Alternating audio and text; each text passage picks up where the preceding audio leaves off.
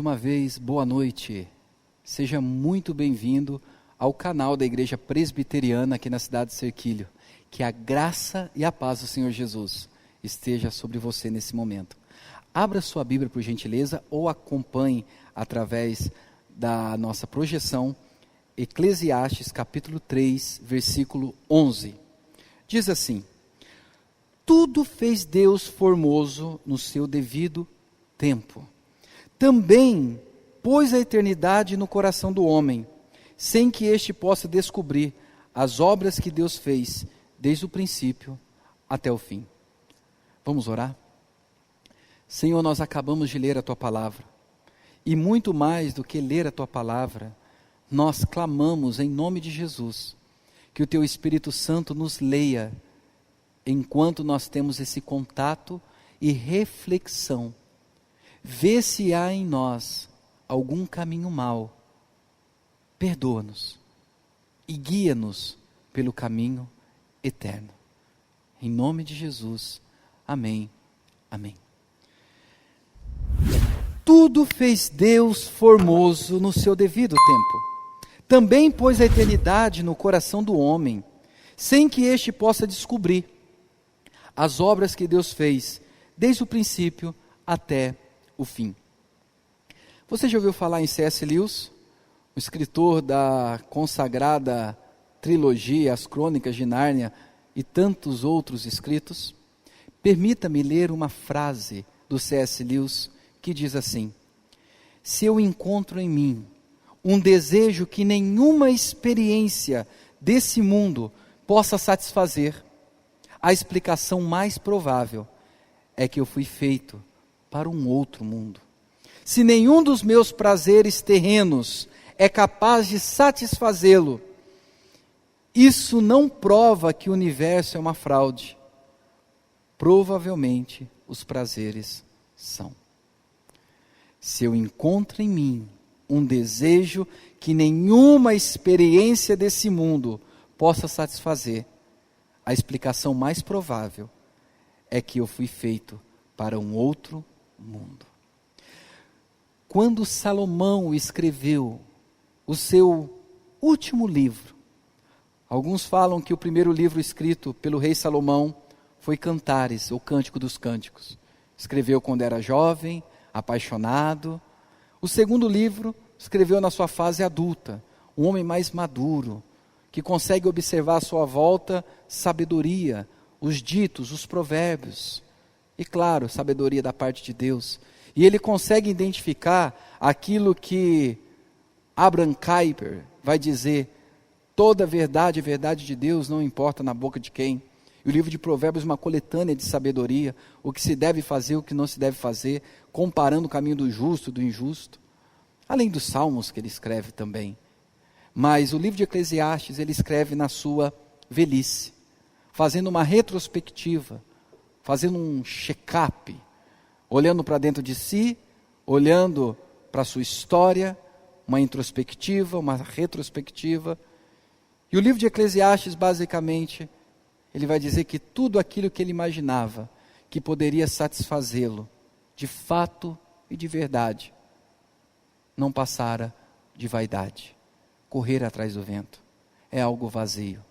E as palavras de C.S. Lewis nos faz pensar nisso, que há em nós um desejo por algo a mais. Eu preciso de algo a mais.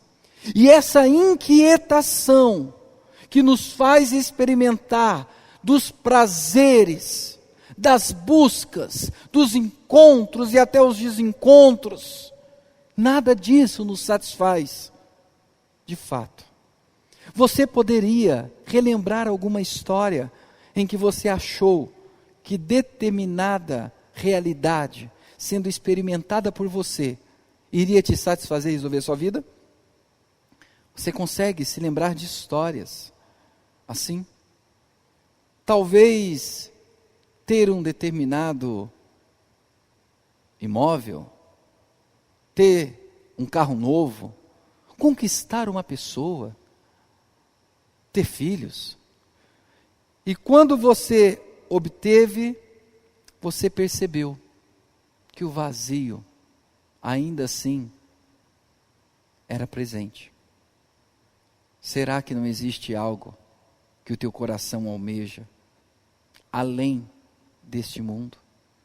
Salomão escreveu no versículo 11 do capítulo 3 que nós lemos, que Deus pôs a eternidade no coração do homem. Sendo assim, qualquer realidade temporal do nosso tempo, nada, absolutamente nada, vai preencher esse espaço. É um espaço do tamanho da eternidade.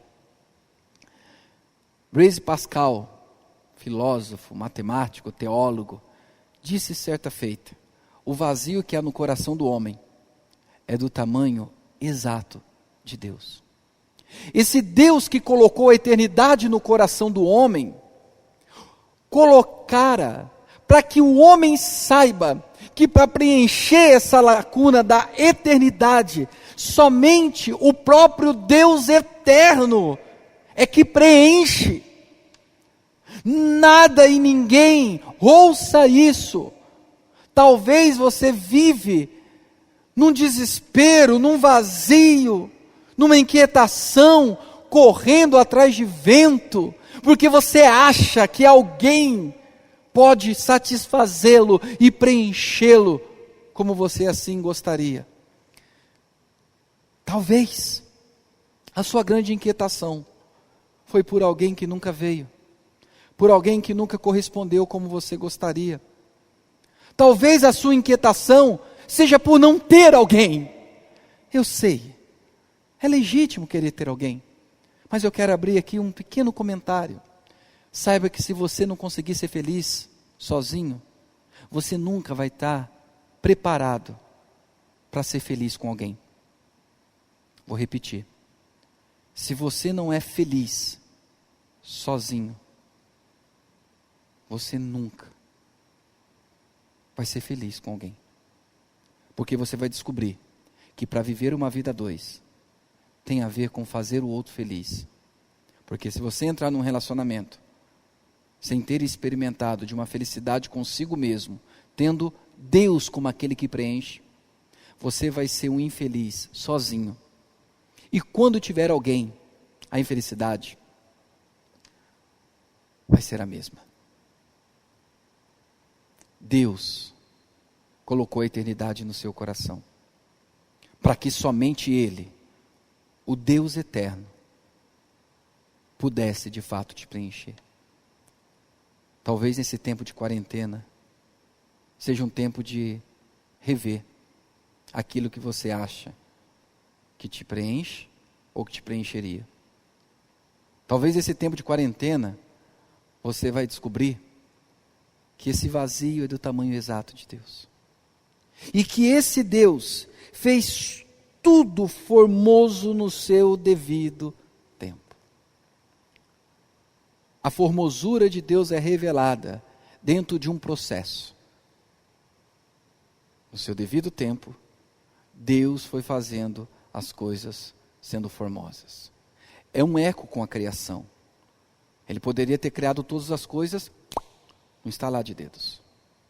Mas Ele faz no primeiro dia uma realidade, segundo, terceiro, quarto, quinto, sexto. No sétimo Ele para, olha para tudo que Ele fez e se regozija. Esse Deus fez tudo formoso. O pecado quebrou. O pecado nos faz não perceber a formosura do próprio Deus e da criação de Deus. Nós nos contentamos ou limitamos, condicionamos o observar de uma formosura a uma paisagem ou a um modelo estético que é dito como belo, formoso. E não conseguimos olhar para todas as coisas e perceber a formosura da criação de Deus. Olhar para si e para o outro e perceber a formosura, porque o pecado corrompeu todas as coisas e nós não conseguimos perceber essa realidade. Não que você seja, e o pecado meu é que não deixa eu perceber em você e você não percebe em si. Não, o pecado nos quebrou, o pecado nos corrompeu. Mas a palavra diz que Deus, quando fez você e a mim, Ele disse, é muito belo, é muito bom, é muito formoso. E tudo aquilo que Deus faz, Ele faz na beleza, na formosura, no seu devido tempo. Para esse tempo de quarentena, calma o teu coração. Tenha paciência. Nós vivemos um momento extraordinário. O mundo foi pego de surpresa. Mas Deus não foi pego de surpresa. Deus continua no controle. E tudo Ele faz formoso no seu devido tempo. No devido tempo, tudo isso vai passar. Não queira se precipitar. Alguém já disse que a gente pode errar precipitando, mas nunca esperando. Calma, tenha paciência, confie. É uma esperança, não simplesmente de cruzar os braços, como alguns assim definem. Aliás, não é que não é simplesmente, não é. A esperança é de esperançar, como eu já falei em outra mensagem. E o texto, o versículo termina dizendo, sem que este possa descobrir as obras que Deus fez, desde o princípio até o fim. Aqui Salomão está dizendo, nós vivemos dentro desse espaço do começo e do fim de todas as coisas,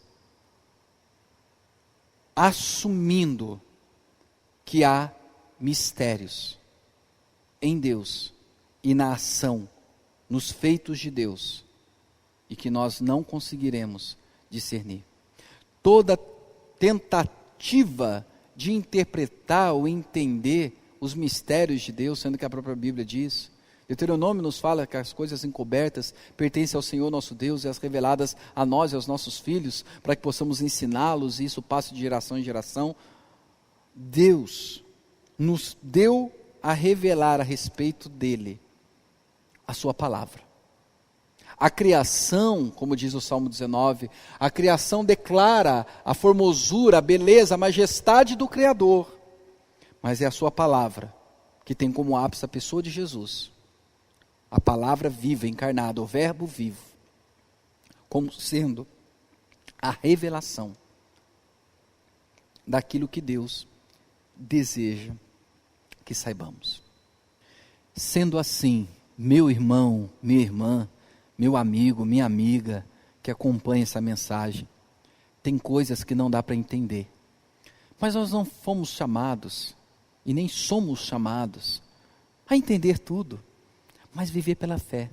E a fé não é uma irracionalidade, a fé não é viver no desconhecimento das coisas, mas a fé é uma postura de total confiança naquele que é, e que disse que cuidaria pela sua graça de nós. Ainda que eu não saiba muitas coisas, ainda que nós não entendamos esse momento histórico, mundial, creia no cuidado do Senhor. Deus te abençoe, Deus te fortaleça, em nome de Jesus.